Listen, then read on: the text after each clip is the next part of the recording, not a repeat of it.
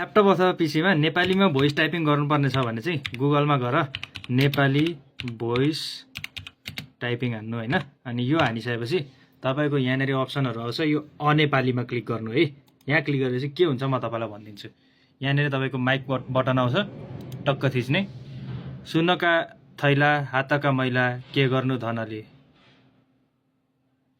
सागर सिस्नु खाएकै बेस आनन्दी मनले हो। यसरी लेखेर आउँछ हैन। यो लेखेर आएपछि तपाईले यहाँनेरि डाउनलोड बटन थिच्नुभयो भने खै हौ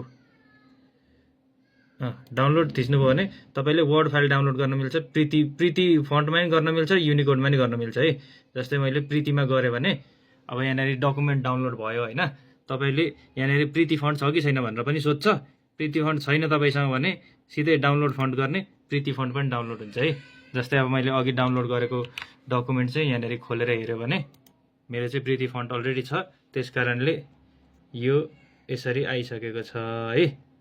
ल बाइ बाइ।